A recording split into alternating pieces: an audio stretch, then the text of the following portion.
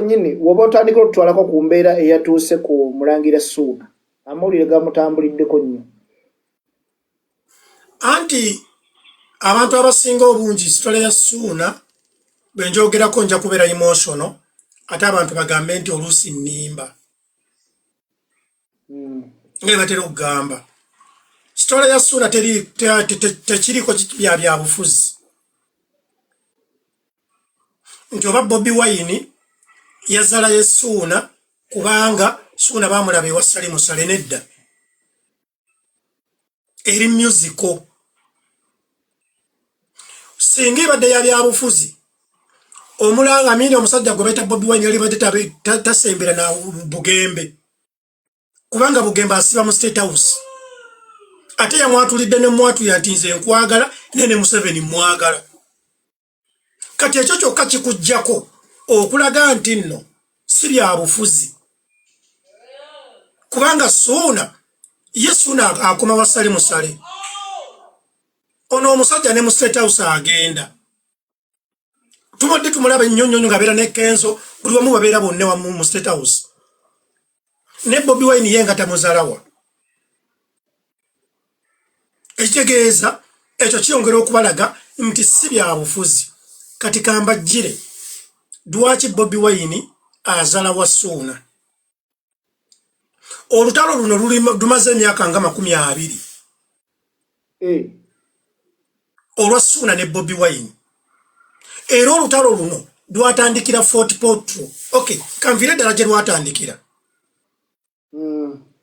omusajja gwe bayita Bills James Proper amumanyi ng'essaawa zino oba ye CEO wa radio station zonna eziri mu under New Vision si Bills Butodene wabula Bills waliwo akasajja akawanvu kalingako oba Kanyarwanda oba Kanyankole akasajja ako ka Bills ke kaali ka manager ka Beat FM ne Capital FM nga tebanna bagikwasa Joel bwe yava ku Beat ayimiri bwe yali ku Beat omuyimbi gwe yasooka okutegeera mu Uganda ayimba bamuyita Omulangira Ssuuna era n'amuwa ddiiru ey'okusaasaanya radio mu bantu be bayita ba fans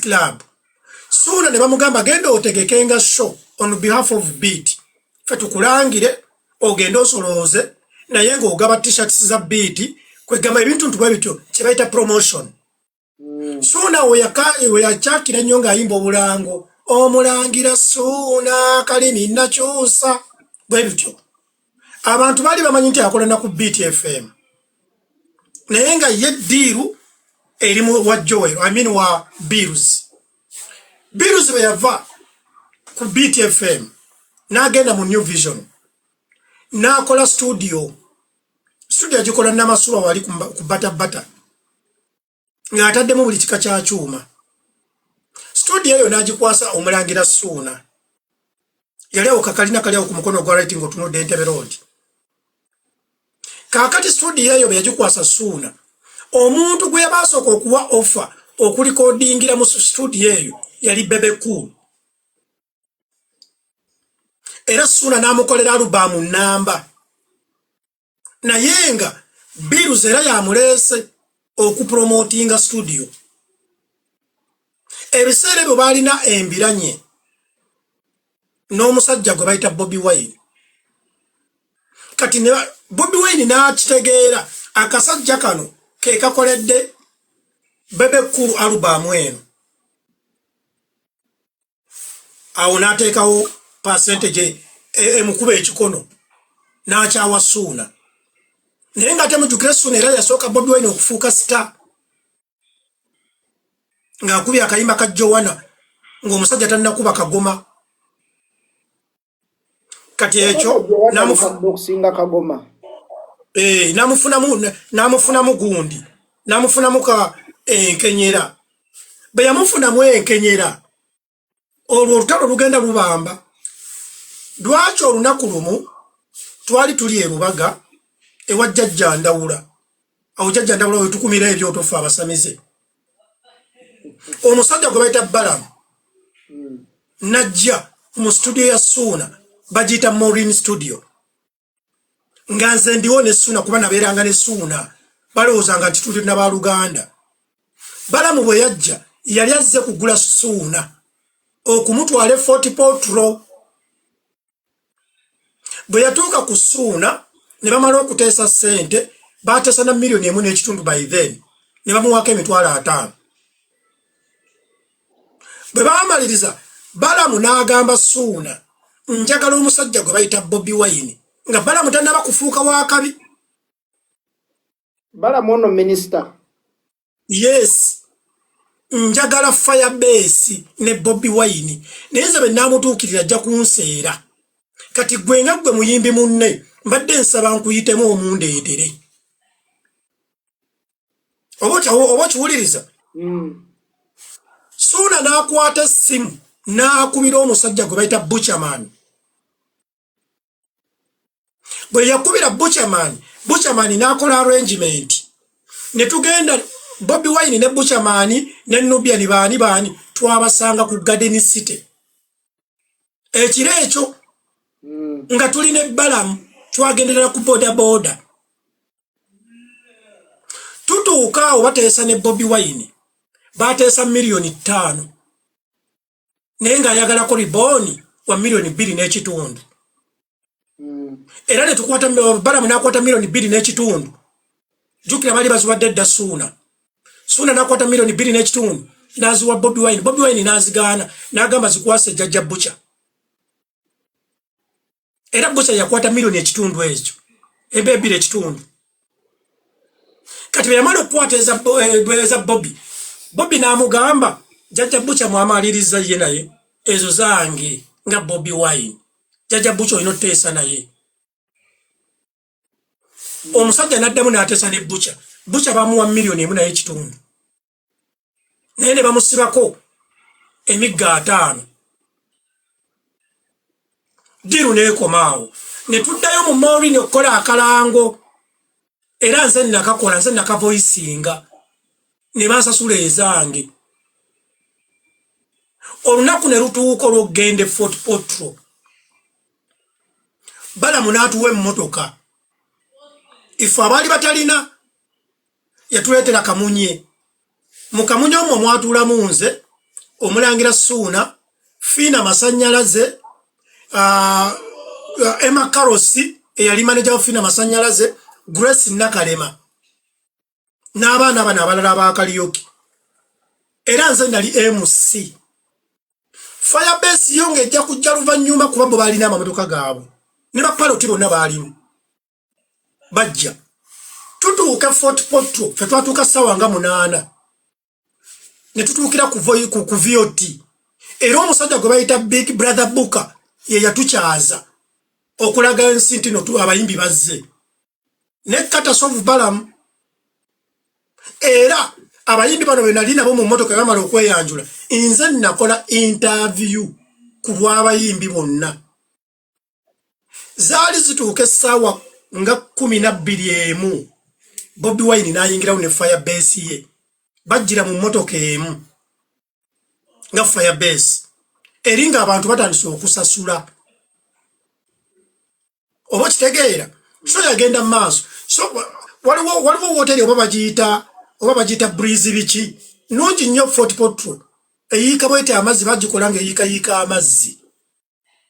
Balamu yali atadde show ziba ziwera ssaawa 4-5 abayimbi bano abasooka batandise okuyimba bayimbye nze mukugamba nze nali MC.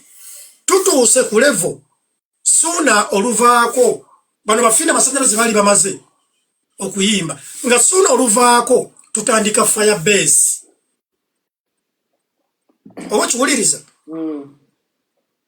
Kaakati Ssuuna yali akakuba akayimba kamu nga oba yali amaze okukuba Joanna oba lwe yatandikira kuba kayimba ki naye yali akayimba oluyimba lumu.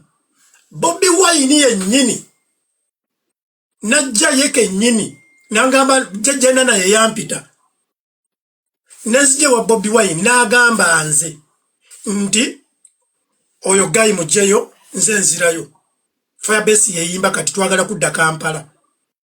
Bobi ng'abigamba nze kuba nze nali MC.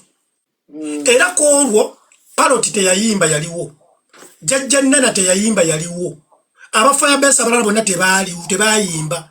Wabula abantu abayimba mu Firebase Choir baali abantu babiri.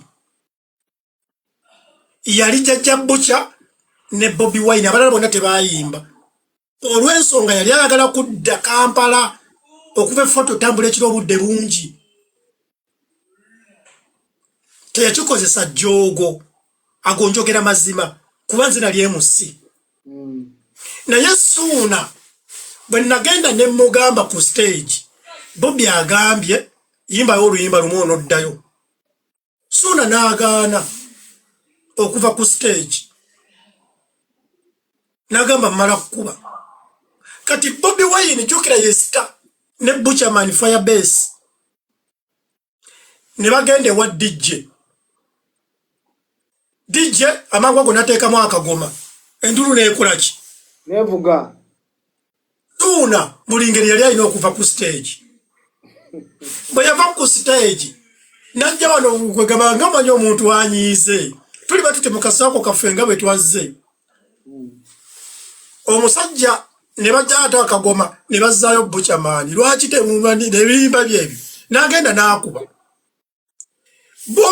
Suuna n'akola statement nga Bobi Wine batuyimiridde wano kumpi kwegamba ngambe ntya ng'ebigambo emboozi tetunywa wano tugiwulira bagiwulira naffe nabo gye banyumya tugiwulira tuli batute mu kasaako tuti bwe tuti nga bumanyi zo mu byalo eyo.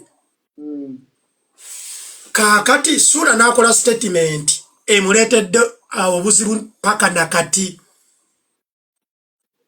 Yagamba tebinnumye naye oyo gayi gwe natwalidde eddiiru nampisa bwati nebyo tebinnumye kasita musinga okuyimba.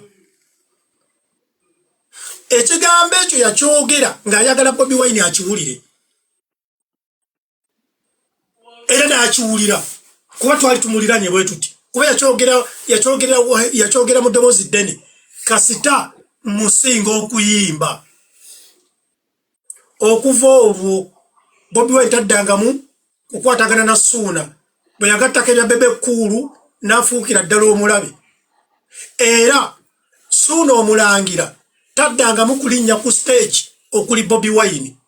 Nze namwewuunyiza n'omwewuunya okumulaba ewa Mickey Wine.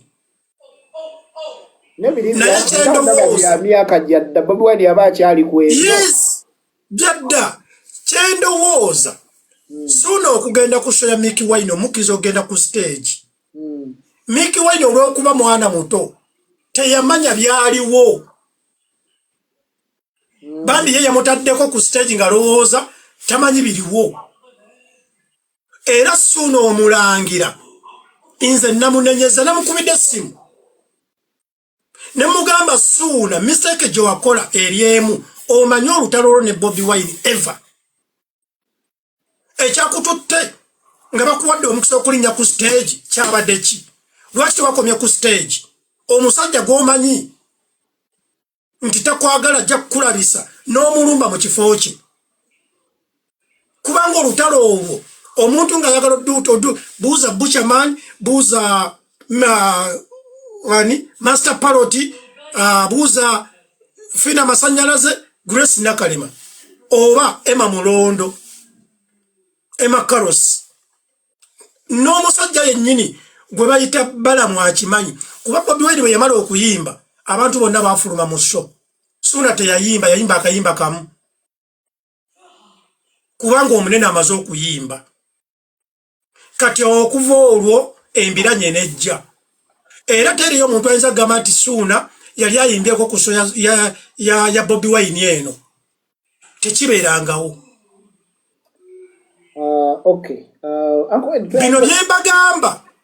Bino byembagamba nze kennyini naliwo tebanyumiza naye nga maliriza Suuna. Suuna alina obuzibu buli bumu. Amanyi nnyo ate nga kituufu amanyi nnyo. Kati okumanya kwe ennyo music kwe kumuleetedde ebizibu. Njagala nkubuulira akasajja akagenzi ke bayita Moze Radio. Mozere yali asomera ku University e Makerere. Najja awe Rubageera mu studio ya Ssuuna ng'atambuza na bigere. Akasajja ako ne kajja ne kagamba Ssuuna nyamba onkubira y'akayimba. Ssuuna n'amubuuza gwani nga talina kyali. Omwana atambuza bigere. Ssuuna n'amugamba sina time. N'agenda. Twaddamu okuwulira oluvannyuma lw'emyezi nga 6 ng'akasajja akakoze oluyimba lwe kaali kaagala okukolera wa Ssuuna lwe bayita Jennifer njagala okube ku mazina enanini nanuni. Yasooka dutwalira Ssuuna n'alugoba. Ebyo nno nze byenjogera naliwo mu studio. Okay. Njagala tusigide kifaananyi. Thank you so much. Mbadde tuwe ku James Popper tulesaidye ku Ssuuna. Then bwe tuvaawo tugende oyogereko ku Bugembe nga Uncle Jeff Pyama. Alinako kamaliza property yaliwo. Kati olabye ndowooza bannabale ba Uganda. Property yaliwo kati nze njogera yaliwo ku mmeeza. Kamalirize storage male. Tole kanjimale. Proper akubeka akazigo. Kuba teyaliwo. Kati kankubuulire Mozeredio bwe bajja oluvannyuma nnyo ng'afuuse star atandise okumanyika obulungi. Omusajja Mozeredio Jeff Kiwa najja n'agamba Ssuuna olwo Ssuuna studio agijje e Rubaga agitutte wali Namasuwa wansi ng'agenda e Nyanama we yali asula. Omusajja gwe bayita Jeff Kiwa najja n'agamba Ssuuna ku makya zali lwali lwa 6 nzijukira sali sawa nga 2-3 najja n'akonkona naggulawo Jeff Kiwa n'ayingira nze nasanga Jeff Kiwa awo kubanga linkeeranga wa Ssuuna tubale ekiddako. Omusajja oyo n'agamba Ssuuna oyinawo time abaana bange bali abalenzi bange bali mu vibe. Oba kitegeera era Jeff Kiwa nze gwe yawa ssente n'engenda n'endeeta ebikomando.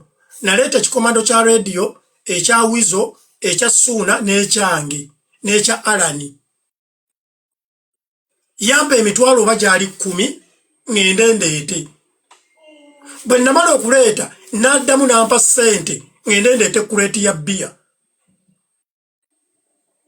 Era nenjireeta ne bayimba nga banywa balya. Kwekola oluyimba lwe bayita Nakudata.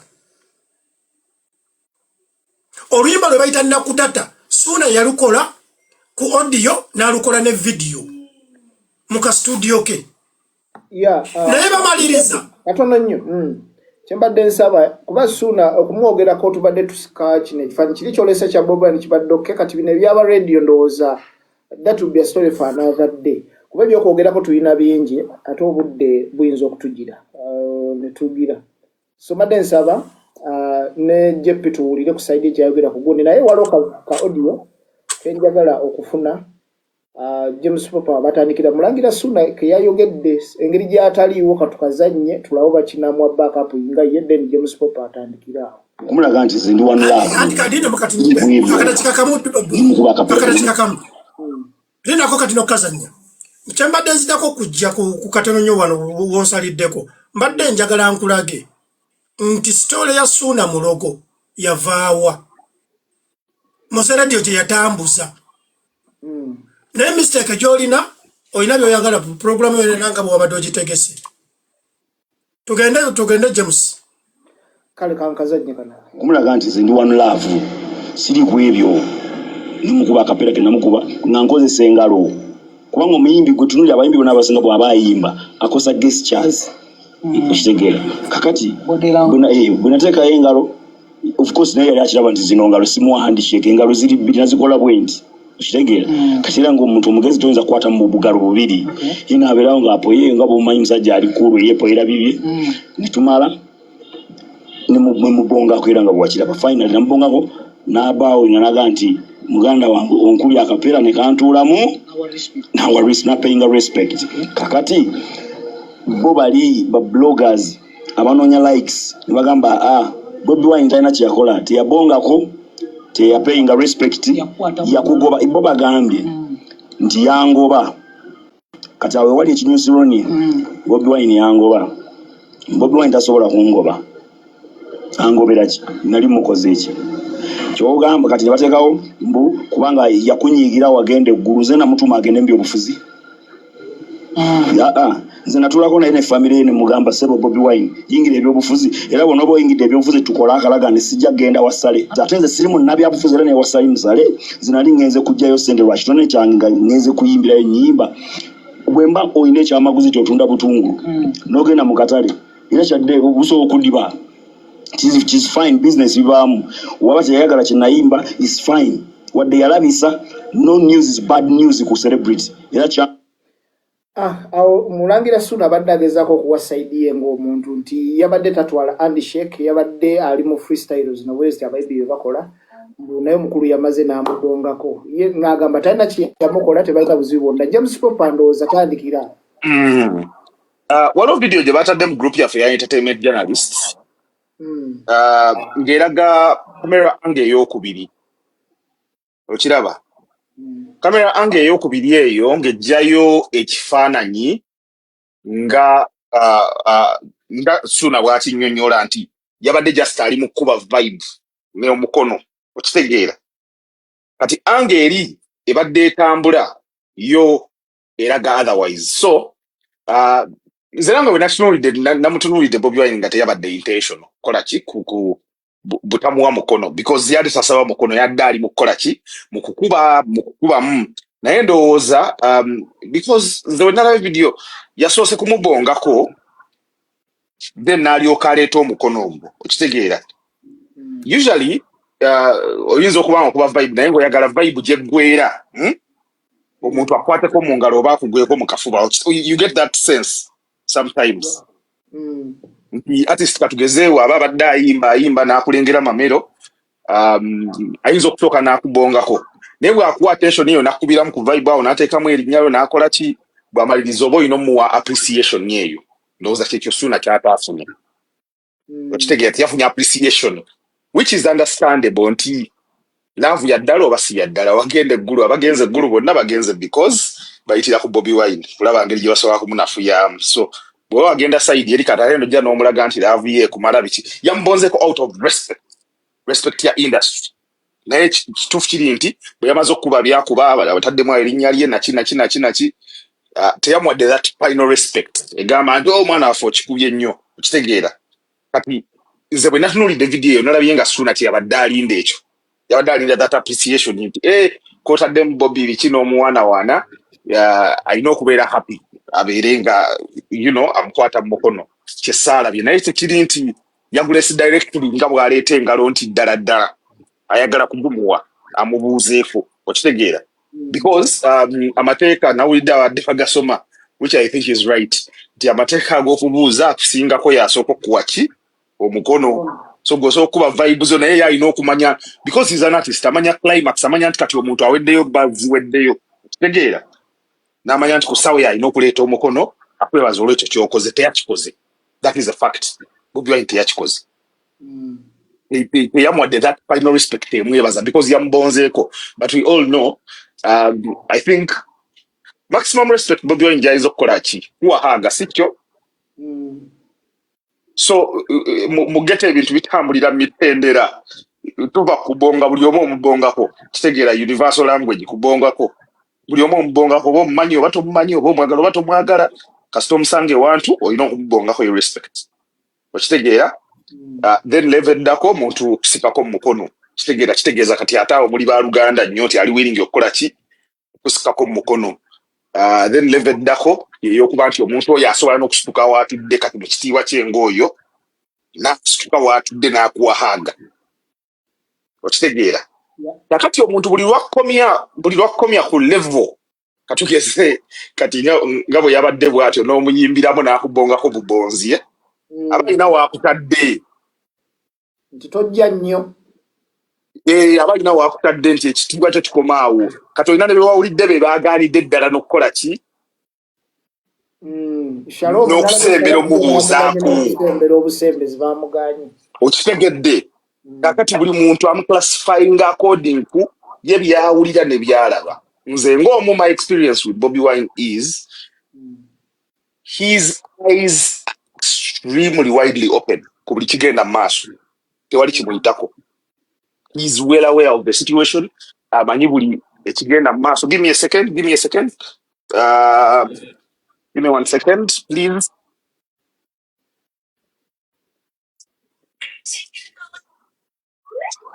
Mamero nkomyewo. So, mbadde nkugamba omuntu buli level ya respect gyakuwadde omanya ki ky'otegeeza gy'ali. Okitegeera? So, bino byonna Uncle Eddie byayogedde bitandika okubuilding ekifaananyi ekiviira ddala myaka giri okutuuka leero nti today bw'oba ng'olina abaana abasoba mu 5 for example bafuuti soja nga bali mu kkomera okitegeera naye ng'oli artist nga bali badde bayimirira nawe bali badde ba artist banno si bwe kiri naye ate ba artist banno bennyini ate nga be bagenda sayidi eri bajjeyo ssente nga teboogera ku bintu ebyo bigenda mu maaso. So buli artist ali mu Uganda omanyi buli kintu kiri personal naye Mamero ina buli artist olina w'omuteeka according kwanya kusupportinga according kwanya kukolera kya according okitegeera ne Bobby naye perspective ye buli artist ali mu Uganda ayina le class mwamuteeka according ku ebyo ye byakiririzaamu n'engeri gy'ayimiridde naye n'engeri gy'alwanye naye. Not everyone kyagenda kuvaayo ajje ku front line okitegeera but you just keeping quiet notalya kakadde ako oba bukadde mukaaga so nabamwa mmeka 13 zaidole 13 okitegedde so bw'ogaana okulyeza 13 noga asijja kuva mu kyali wange then ayina level wajja okuteeka ayina level engeri gyagenda okulabamu naye tosuubira nti wagenze n'olya ssente z'abali abasajja aye nojja n'omuyimbira ng'omuwaanawaana n'osuubira mbu agenda kuwa that level 2 of respect ey'okusukaako kusike mu ngalagaye musajja weebale nnyo okitegeera it is hypocrisy. Question gyayogedde ogiwulidde nze yamusindika agende mu byobufuzi gwe kyogera tebikwatako okitegeera naye sidde kuye naye nti eggulu bagendedde ku ye kyekituufu bwe yali tannajja baali tebagendayo State House yalinga y'abayimbi 2 3 bakamiliyoni Bobby Wine kamiliyoni Bebe Cool ndowooza oba ne kusaasira okitegeera be bayinanga amaanyi agali gasobola okugendayo so tuve mu bintu by'okubeera ba hypocrites tumanye amazima ekintu nga bwe kiri. If you're on the other side, you're on the other side. Don't expect me to fool around okulaga mbu ate simanyi brotherhood simanyi n'okulaga lofiti olw'okuba leero nnyimbiddemu but what do you stand for the same values okitegeera bw'ogenda ku muzindaalo n'omuwaanawaana ostandinga ku values zastandingako because Eddie akyogedde bulungi nti bw'oba ofunye omukisa ng'okimanyi omuntu oyo temukwatagana naye nga bigenda kubeeramu okulaga hypocrisy togendayo ku ttebo ye sigala ku stage omala okuyimba oveewo ogende osobola omuwa mention okitegedde naye oba bagenda eggulu ng'okimanyi abagenda eggulu bagenzeyo because balwanyisa Bobby Wine kulaba ngeri gye bamusuula naki kitegedde nga naye wagenda ate nojja n'otandika omuwaanawaana you are hypocrite. It is good nti Mickey yamuwaddemu nga kyaliwe ate kino kyongera okulaga abantu kyabadde nga bagamba akontrolinga family kati kyogambe ekyo yakitegeddeko nti Sunako ali ku list ayinza okuba teyategedde bandi banaayimba kati uncle James Proper kakati ekintu ekyennyini selector reason nkubuuzizaako ekintu ekyennyini uncle Eddie alina kyakoonyeeko oba uncle Eddie alabika yakikoonyeeko atulina Pastor Bugembe mukwano nnyo gwa pati eri mu buyinza ffenna tukimanyi lwaki yayinawo enkolagana ne mwami Kyagulanyi naye ate wano tukisika ekya Ssuuna tukisembeza ku mwanjo olwo because ono yagenda eggulu n'afuna ssente kakati kankubuulire Pastor Bugembe muganda wa Bobby Wine wonna beddira mbogo ekyo kimu and they have babadde ba mukwano before bino byonna bye tulimu. We can disagree on principle naye ne tusigala nga tuli baki ba mukwano kasita oba nga tokoze ebyo ate bigezaako kunnwanyisa kunteeka wansi okunafuya saidi zange eno okitegedde gwe gendo otese n'abasajja bakuwa akasenteko gwali olabyeko ku kyaki ya Pastor Bugembe ngali abazze nga bambadde t-shirt za Museveni ne batandika okwogera mu maaso ga Katuuti kwayo kirabyeko nga wola Pastor Bujingo bw'akikola sikirabangako kitegeeza they disagree on principle but they decide to move on. They are brothers. Beddira Mbogoli ye Bugembe Daxi yani erinnya lye Dax vibe si ye Bugembe ye Bugembe naye okitegeera so they are brothers ate era ekirala yes however much they are brothers naye era naye walayo bwe yamufunye mu budde bwe yamukubye freestyle awo ne beekoona lwakuba tetwagala kugiwa budde naye ye we yasuze yagiwulidde tosobola kwagala kibi ng'ate n'ekirungi okyagala yennyini ye yakiyimba si kyo namugasobola kwagala kitangaala ate nga n'ekizikizo okyagala because n'eddiini bw'egamba okiraba so naye yamuwadde but they have been friends for so long. They have music together. Nzijukira bwe bali batandise okukola celebrity Sundays nga Pastor Bugembe yakavayo eri wansi ennansana nga Zeno waggulu ku kkubo. I think highlight yazo yalinga Bobi Wine kujja. Okitegeera. So they are friends at that level. They are basically brothers at that level. So nena era bwe yamufunye yamusomedde mu public because yadde asobola okugamba ono sijja musomera mu public naye yamusomedde era bakitegedde era naye gwe bakigambye yakoze eki yakitegedde okitegeera so naye yamuwadde but they have been friends edimeza yakitaddewo bulungi atulaze ekifaananyi ekituufu nti stories zino zive eno bazze tebakwatagana for so many years ate nga bwe nkugambye because me I've heard it from him straight nakugamba nti ndaba byokola kitegeera but tuyinza nakukisuubira nti ayinza okubeera ku show zaffe zino zitubeerako vaawo mpitewo sabula okitegeera nga tosuubira nti alina n'obudde obwo obukola ki obugoberera ebintu ebyo but the fact that asobola okugamba ekintu bwe kityo kitegeeza buli ekigenda mu maaso ekibadde around career ye abadde akigoberera celebrities are very funny nti mu Africa one actually tutunulire Eddie Kenzo for example I think yakyasinza okwachivinga ebintu globally nga omuyimbi munnayuganda oyagala kuŋŋamba mbunno tajjukira Habike wa Metro FM yamuzannya nga teryamuzannya amujjukira naye ng'ate agenze ne ku Grammy so omuntu yenna mu kaliya ye ng'azimba Mamero ng'ozimba onkubira essimu n'oŋŋamba oyagala twogeremukko tukolemu bino nga bwe tuli mukola kati nenkulaga embeera embi you'll never forget it ye bwe tuba tutuuseewo olinagezaako kwesisizaako aba teyali ku kidokyo nga teyali kyaliwo nga yazaala wakyoyina okitegeera ye embeera gy'abataddewo edimeza yagitaddewo bulungi kuba celebrities bonna naddala abayimbi teri artist ayagala kumuzalawa naddala ng'alina eggaali ye emabega kitegeera bw'oba ojjukira Firebase batambulanga abantu 40 okiraba gwe n'oyimirira ali n'omugaa tomanyi kuyimba mu bantu be ana okuba nti babwa ne bakimugamba n'akiwulira naye ate n'atabaako kyakola teyalwana teyakola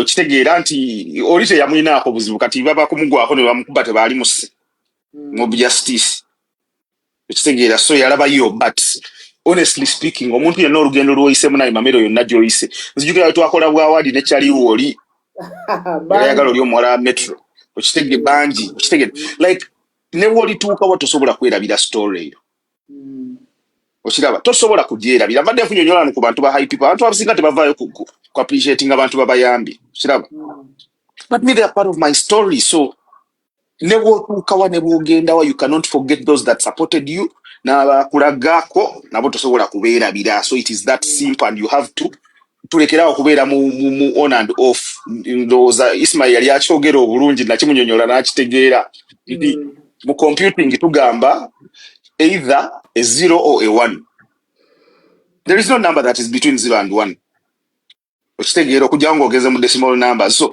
0 and 1 kitegeeza ki nti you cannot be on and off kyabaddaga pastor tosobola kugamba nti ate oyagala ekitangaala ate n'enzikiza nayo ogyagala kato ekibuuzo kiri nti ekitangala n'enzikiza bye biri wakati n'otandika okuweeyinga ku sikeero yo ani akuba abantu ani abatta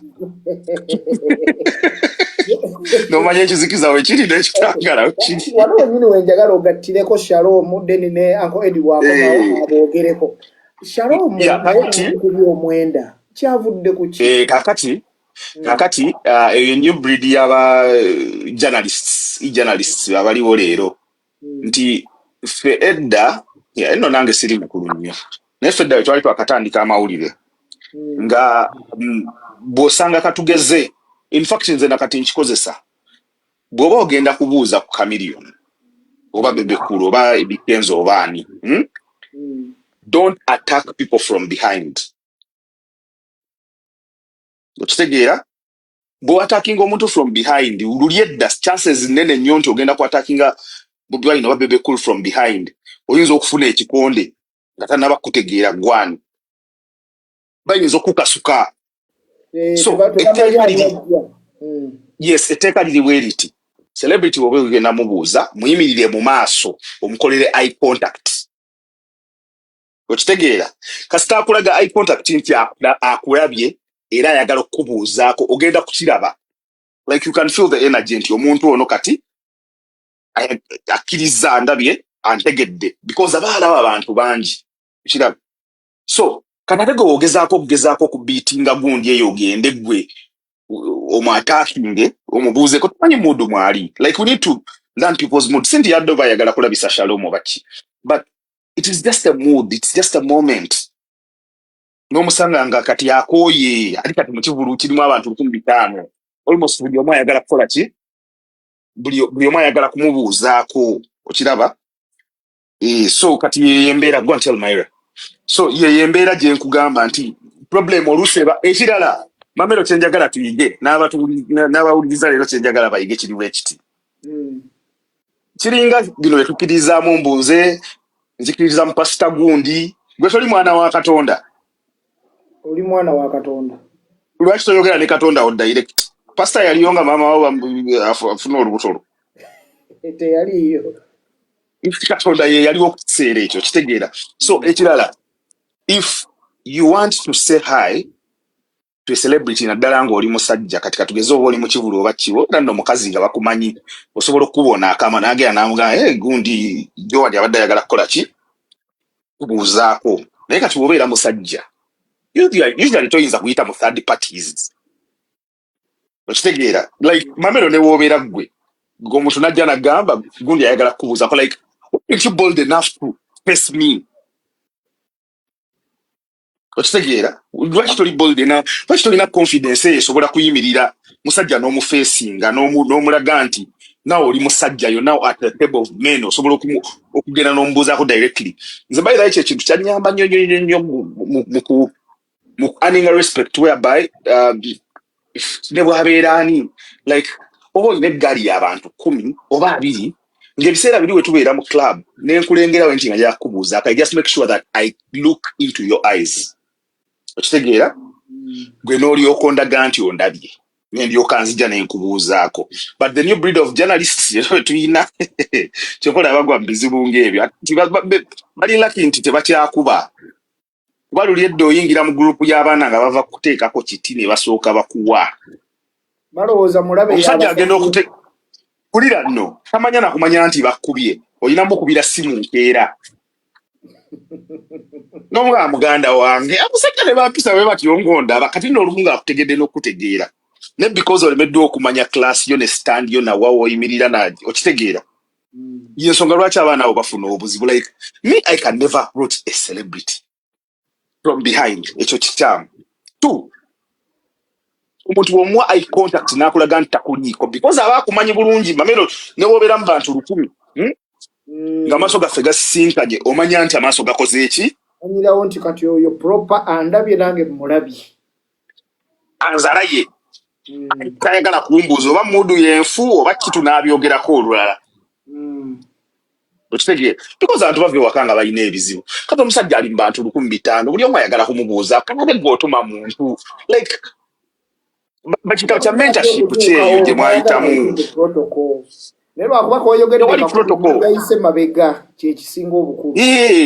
tewali protocol mu ebyo ebivulu tewali protocol wona omusajja oyagala mubuuzaako gwefuba okulaba nti wetwalatwala ne kamera wefuula shootinga content oba okomawo omutunuulire omuwe simayiro kasita akuddiza simayiro mulumbe omuwe omukono omanya nti kati okitegedde niba baba tebannakuwa green light togezanga ne weefasa sita bagenda kuswaza lumu Drake nalaba clip ya Drake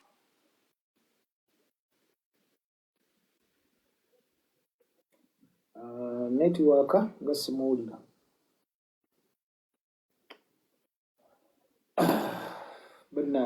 Kwendi kwe tuli mu mpulira nze mundaba oba nkomyewo UEDCL ebikoze UEDCL ebikoze gagenze ate sirina instant converter baziyita batya ezitereka karawuta ne kasigalako naye kati basically yeyo ensonga yange kwabwe nti ne bw'oliba like sometimes mu nsi muno siba ngamba abantu the only bad thing omuntu kyasobola okukola kugamba nno omusajja mu facing ogenda omugamba ekyoyagala nyajja kufiiringa nti you have the balls okuva wotudde n'ogera n'omusaba kyoyagala oba n'omugamba kyoyagala naye akati gwe Mamero okola bulungi waneeno campaign ozitambuza omukulu gyali eri amanyi nti omusajja atambuza ekintu kati omusajja omusanze yagamba this boy I think that is eyo si confidence gyayagala okulabamu so Shalom in fact bamukoze badde bamuboostinga confidence next time face the man straight because he knows you omutunuulire mu maaso bw'akulaga nti takuliiko omanye tulinda olulala be basayimo musajja ali mu kutambula ayambuka madaala okitegeera agezaako watching steps ze kuba enkyayinza okwesanga nga alina okudduka mu kibuga emisinde hijacking on the way tomuwadde kitiibwa ng'okyali mbiri ebyaffe ebyedda ebyendongo kumba awo tuba twavaawo ebintu bikyuka mu bannange. Okay JP tweyanza ensonga kati ensonga yo bwe tukomawo JP ndoza tugenda kutandikira kwa award after Uncle Eddie naye reacting oko ku nsonga eyo tulabe bulungi nnyo ye ayogera kiku kya Shalom ne Pastor Wilson Bugembe.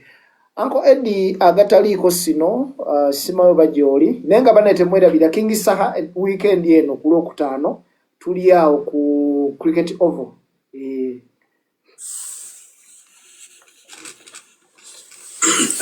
Mamero wanjise James alina point gyayogedde ku Bugembe gye mbadde njagala tuleme gibuusa maaso nnyo. Yagambye nti nno alina nti ne Bugembe yamukubyemu ki nedda Wilson Bugembe alidde ssente za President Museveni nakati azirya kubanga agendayo ne Kenzo naye ebintu bino byonna mu nsi ng'obikola okulembezanga ekigambo kye bayita friendship nti omusajja Wilson Bugembe mukwano gwani gwa Bobi Wine gwe Suuna toli mukwano gwa Bobi Wine kitegeeza gwe ena slight mistake omusajja akuteeka mu red flag oba mu black book. So Wilson Bugembe ekyamazima kiri nti sente azirya naye mukwano gwa Bobi Wine kubanga ye mwatulire n'omwato n'amugamba nti nkwagala ne Museveni mwagala neteriyo omulala ayinza kikola kubanga bali ba mukwano ne Museveni president w'eggwanga ayina kyaliwe ayinza ngiyenga tamutyanga ffe betumutya kubanga kakati labayo tunulira omusajja ono gwe bayita Yanga Mulo bwe yabadde ayimba sebo yayise Bobi Wine n'ava mu kifo n'agenda ku stage nga Yanga Mulo asitamye ku stage n'amukuba akamba. Ekyo kitegeeza mukwano byebintu byonna bye tukola tukulembeza mukwano nti Yanga Mulo asobola okuyita Bobi Wine n'ava mu kifo naye gwe Ssuuna n'otambula n'ogende wa Bobi Wine n'agaana n'okubuuzaako n'oli yavudde mu kifo kye n'amulumba ku stage n'amubongako n'amukuba n'akaama ng'ate yamuyise wabula so si nti nno Bobi Wine yeerowoozeza nti kangende wa Yanga Mulo kuba Yanga Mulo ye yamuyise kati ekyo kye bayita omukwano. So ebintu byonna bye tukola tukulembeza kigambo omukwano. Osobola osanga omuntu n'omuvuma for example nti koma nnyoko n'akitwala nti oyo mamero wange n'ate omulala najja n'agamba mamero koma nnyoko n'omukuba okubula okumutta nga si mukwano gwo nga temusaagasaaga olabira ddala aba akumanyidde. So Ssuuna amanyidde ddala bulungi nti Bobi Wine balina embiranye yaabwe. Ssuuna musajja mukulu agimanyi. So nze mbadde nsaba Ssuuna aleme kuleeta ntondo ku bantu.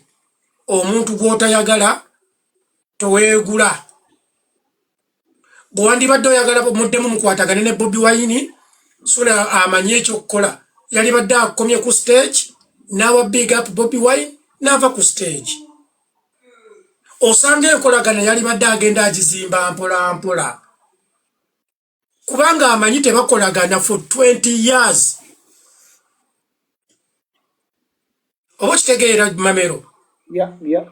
Nti kumu ababiri ani yeetaaga munne. Kumu yeetaaga munne yalina okgenda ng'akwana munne paka le muddamu ne mufuuka ba mukwano.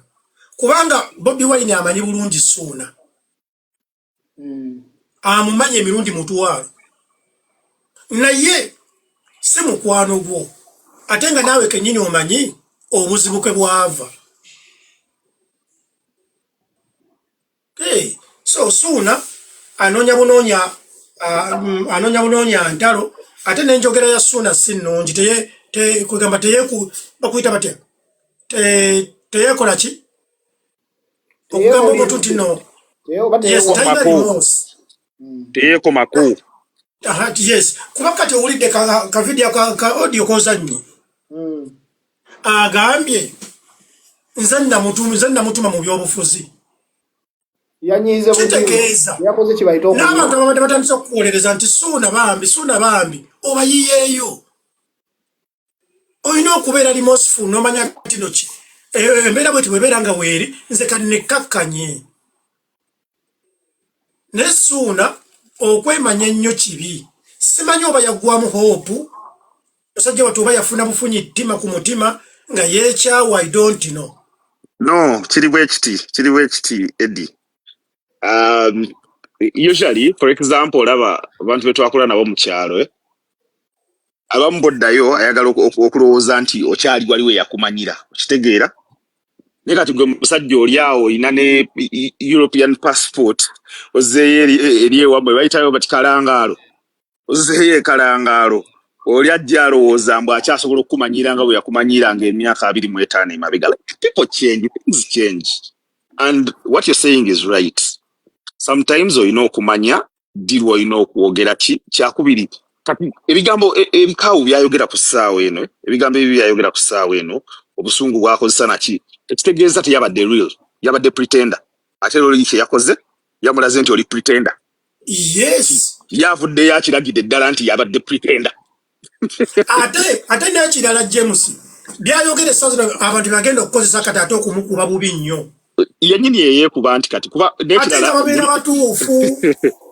Ate omusajja yakubonzeeko mu ghetto kasita omuntu akubongako aba akulaze wanu laavu. Ate nga babeera batuufu.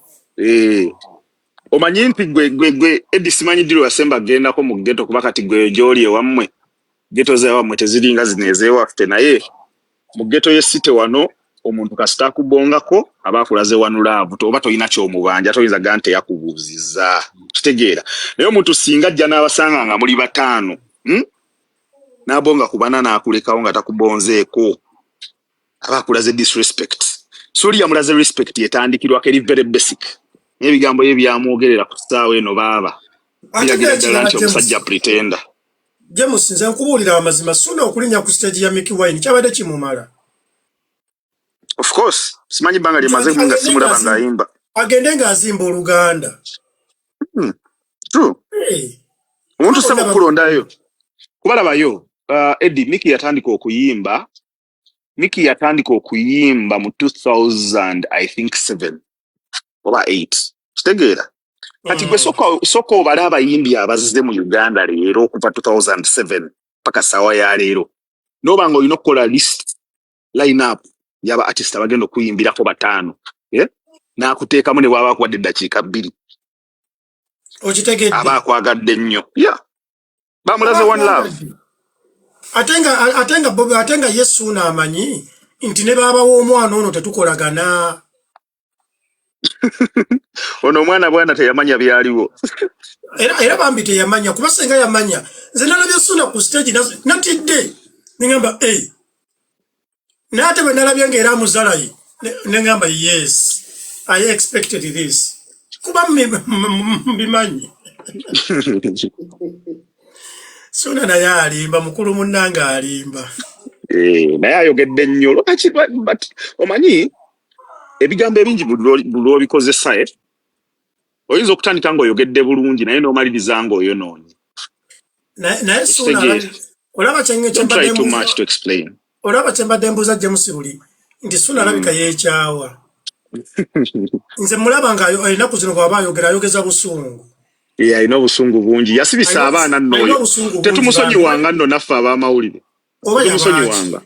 Yasibisa abaana 7. Abaana ne babatwala ekitalya Suna oyo. Suna owaffe Suna because nabeeranga ku ddembe awo Suna nga almost buli week ajjawo okulaba bajjako nali nkyaliyanga ebiseera ebyo. Naye nga buli week Suna alina okujja ku Africa Corner making sure ennyimba ze zizannya. Naye yasibisa abaana b'amawulire yegega bamaking mwe ba artist abasinga obungi. I don't know lwaki alina obusungu bambi. Frustration yansi eno bamutwalako omukazi. Alina obusungu gayi. Ayogera nabukaawu wagira ki. Kati mamero wabuuziza omusajja gwe bayita Shalom.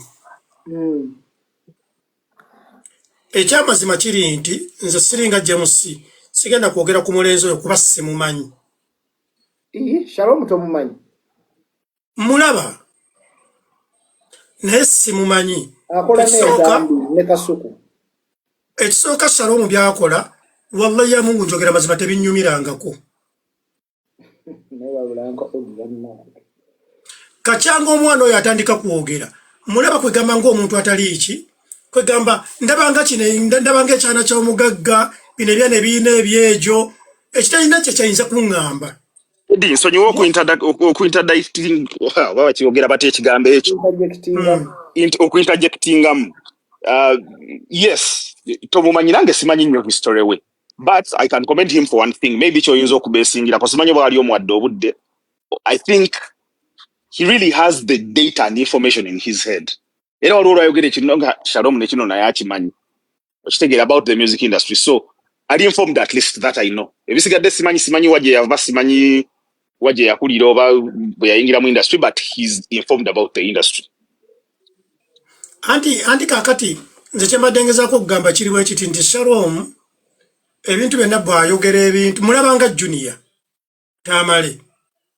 Nze am very sorry omanyi ndi Junior Tamale talina point gy'ayogera neŋŋamba ati nnaayogedde oba neŋŋamba ati nokamuwulirize kino nkitwale kyokka ate ono omusajja ono gwe basiba okwogera kagundi ono gwe basiba simanyi ayogera kalebule Dini Lubowa Ntambi Frank Ntambi ate ye Ntambi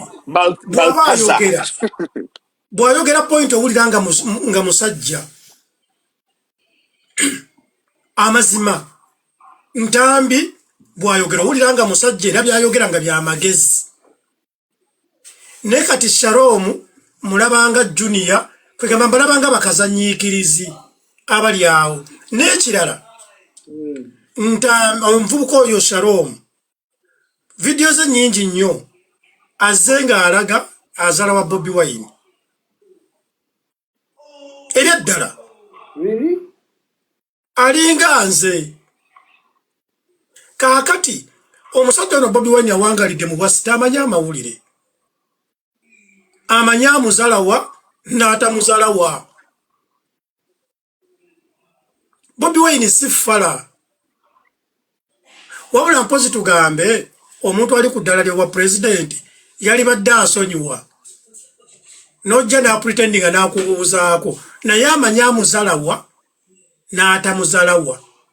Kati nze kankulege kino olaba omusajja gwe bayita Nuruddin. Nuruddin tayagalangako Bobi Wine emyaka gye gyonna okuva lwe yatandika okukola ku radio ng'akola ku Biraali. Era owuliranga puroguramu ze ng'amukuba emisumaali emikambwe. Kati essaawa zino bw'asisinkana Bobi Wine n'amwesiriza Bobi Wine n'amubuuzaako aga Katonda mu ggulu. Nuruddin ayinza n'okugenda eka n'atanaaba. Nagamba omusajja ono nga mukubidde emyaka. Kyentegeeza kye kinti Bobi Wine amanyi abamwagala. Olaba omusajja gwe bayita Patrick Mujuuka. Patrick yagezaako nnyo okwegula ku Bobi Wine nga buli kaseera ne wallahi bamma Patrick kaadi. Bobi Wine akimanyi Patrick yali tamwagalangako. Yamwagala wano ku byabufuzi. Yamwagala wano ng'alina kyamubazaako. Kati Bobi Wine si fala aga Katonda mu ggulu. Olaba bwe bawa kino ekivubuka kaadi. Kino simanyi Masaaba. Ekyamazima kiri nti omuvubuka gwe bayita Masaaba olabira ddala ayagala Bobi Wine ku mutima wadde mwavu. Naye waliwo abantu abakako obukasi nti nze kangende njagala Bobi Wine mfune kaadi kanzanye kino ndabe nga nkola ki. Kati nze mmanyi Bobi Wine wakeera ku makya n'ensiteekayo kaadi nti nsaba kaadi. Mbeera nnina emitima ebiri ate be batagimpa era siyinza kunyiiga. Kuba nange mba nagenzeyo nga mmanyi. Kati Patrick tayagalangako Bobi Wine aga Katonda mu ggulu. Omusajja ono katongole omutongole tayagalangako Bobi Wine. Era yali abalaba n'agamba nti nja banyiga. So nze nsaba bannayuganda bamanye nti Bobi Wine si fala. Amanya abamulabisa n'abatamulabisa. Nze ekyo kikubuulira amazima. Ojjukira omusajja Pengepenge. Pengepenge waliwo lwe yatwalira Bobi Wine saketi omwaka nga mulamba. Yavuma teri muntu yali avumye ku Bobi Wine nga Pengepenge. Ne Fulufiga bye yamuvuma biwero. Era boddeyo n'olaba video za Pengepenge nga Pengepenge ayinza n'okutulika n'akabananga musajja lali mufiirako lwaki. Naye Bobi Wine yamanya nti ono akola kabampaane. Era be basisinkana yamuwa big up ne babuuziganya. Akimanyi nti no Pengepenge takijja ku mutima. Ne waliwo omuntu gw'alaba ng'ayogera akijja ku mutima. Kati nze nkimanyi ne bwesisinkana Bobi Wine mu nnyonyi ng'obanga tuli mu kakubo tayinza kumbuuzaako. Era nange siyinza kutwala budde bwange mugambe nti how are you Bobi Wine. Sebo olina okubuuza ku mukulembeze kikkakatako. Nedda kuba nange mmanyi nsobola omubuuza n'asirika. Oba okitegeera. Kati nze sirinda ebyo byabasuuna byazzalawo. Olinda kukulabisa ate kamera ziri buli wamu. Sirinda zzalawo. Omulangira Ssuuna bannange. Nawulidde kigambo James kyagambye. Ekiriwa? James agambye bw'oba obuuza omuntu yenna akusinga. Linda yakuleetera omukono. Nedda muyite mu maaso. Ne kali yakwogedde. Omuntu bwe mwetunuula mu maaso, amaaso ga communicatinga. Nalaba nti oba onazze okumbuzaako ali pure oba pretender. Ekyo nkikubuulira amazima. Tosobola kubuuza muntu kaliba eya Bobi Wine nga toli mukwano gwe n'omuyita emabega. Oyagala mukola ki?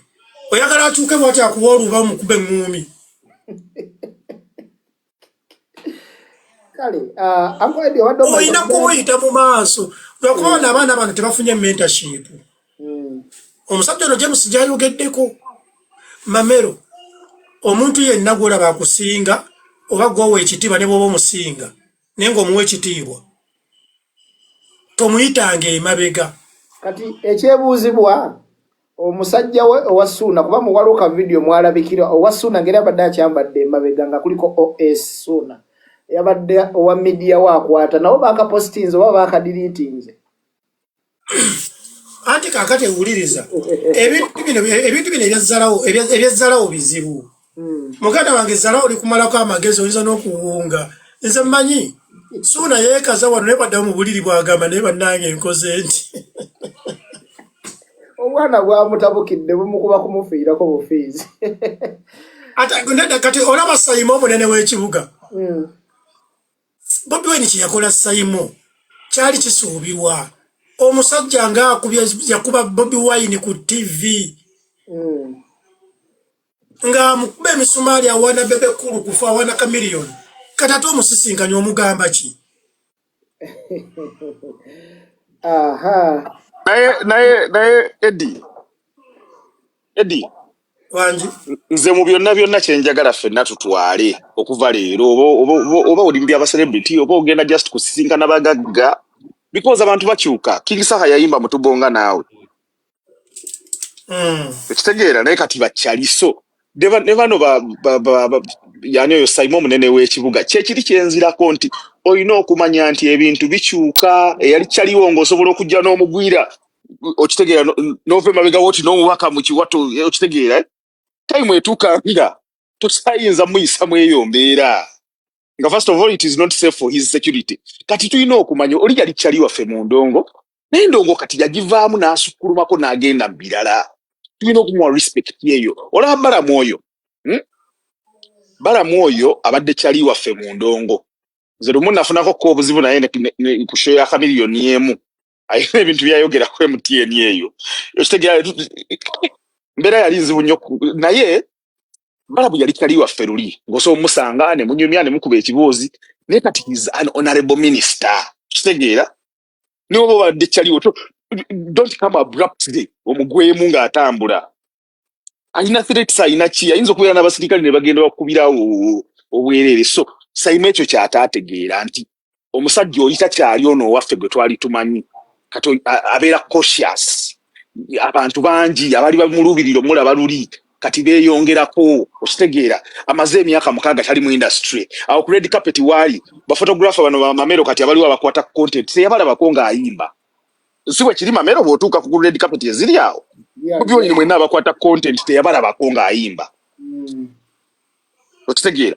Kati ne chance y'okutuubira nti omuntu ono azze abruptly amumanyi chances are very slim abalowooza ntambula ngenda kuba n'abaana sirinawo gwe mmanyi like kyekyo kye nagambye bw'oba oyagala akubuuze ng'omulaba ajja bw'ati va mu sayidi mu nkuubo mu sayidi dda wakati wali ng'omutunuddemu akulengere ng'ajja omusajja ageekira ekirwawo security naye tajja kuba na buzibu. Tova mu gundi mu sayidi n'ojja n'omukola ki n'omuyimiriramu okitegeera gwe mubale olabe nti ajja kale njagala mubongako bala fuuti zo nga fuuti nga 3 kitegeera gw'omwetege mu fuuti nga 3 oyimirire bwoti straight akulabe naye kati ovudde mu sayidi lwakuba akutuuseeko oyagala mu ambushinga you don't do that. Yeah. Kale kati awo nyini James Mobile batandikira nga tugenda ku butereevu ku Grammy soka ku Grammy ndowooza nga tunaba kugenda kwa award njagala jaso tutangaazeemu abantu abamu batugira beebuuza kuba nalaba wali muganda waffe Joshua Baraka bwe yawangula awards wali bagamba agundi yabadde alina okubeera ne mu Grammy mbadde njagala otuyitemu katono nga tunaba kutunula zaffe wano eza high people. Kalifa nkubuuzizzaako yaliyo Honorable oyo yaliyo mu awards mbadde njagala process ki gye bayitamu okugaba awards zino bayitamu process Grammy award Eddie Kenzo mwana nakira temunnamulonda lwaki mu boycottinga Eddie Kenzo temumwagaliza tumwagala era tumwagaliza kakati nze process kyenjimanyiiko in fact wogenda for example mu US ekigambo Grammy tekivuga nnyo okitegeera naddala kati ng'oyingidde munda mu industry ekigambo kye bakozesa baziyita the Academy Awards okitegeera like Grammy eyina kye bayita academy eyo ebeeramu boyinza okuyita ba music scholars okitegeera abantu abawadde obudde music music talinga bintu birala medicine mugenda mu university de musoma novaayo ng'ofuuse doctor okitegeera leero mu Uganda oba oyagala kufuuka music executive for example oyagala kujja eno gye tukolera mu digital music naki ewadi somero lyogenda genda muli kusomesa bintu ebyo okiraba so bali asetting academy esobola okutunula mu music ow'enjawulo afulumya omwaka ogwo because waliwo talent nyingi nnyo wali owuliddeko omuntu akugamba nti music wa Uganda mulungi naye ali mu upcoming abatamanyikiddwa wali owuliddeko statement bwetyo kakati tumudiscoveringa tutya kati okumudiscoveringa omujjayo muleeta mu public emutegeere academy kye yakola era ku academy awards ezo oba Grammys abantu basubmitinga interests okitegeera gwe ng'omuyimbi osobola okusubmitinga oba music label gy'oli signed to esobola okusubmitinga on your behalf ne muwaayo wakisi zammwe nti eno album ndowooza ejja mu best contemporary album eno ndowooza ejja mu best African act okiraba kakati out of albums katugeze tutunulira out of katugeze best African act abantu basubmitting albums mutwalo academy wesanga ng'eyina abantu emitwalo ng'esatu mwabo bw'obeera bakuwandiisa ku academy okufuuka voter bakuggyako ebintu nga sound gy'otegeera kati for example General Zamba ali ku academy eyo oba ne Navio naye kwali siri sure kati bw'obanga yeggwe General Zamba ogenda kutegekamu nti otegeera Afrobeats because roots zo ziri Uganda ziri mu Africa kitegeera kati wabeerawo entries eza Afrobeat baziweereza abantu ndowooza bagamba about 2,000 people ne bagenda nga buli omu awaayo results ze oziratinga bayinza okuweereza katugeze ennyimba 10 n'oziratinga from olusinze paka ku lusembayo okiraba kati ne bagenda nga bataalinga information eyo ne data eyo ne balyoka bajjamu the final nominees abataano oba mukaaga oba bameka whatever the number ne bajjamu final nominees abo kakati bajjamu final nominees beebo boolaba be baleeta ne bakola ki ne bateekawo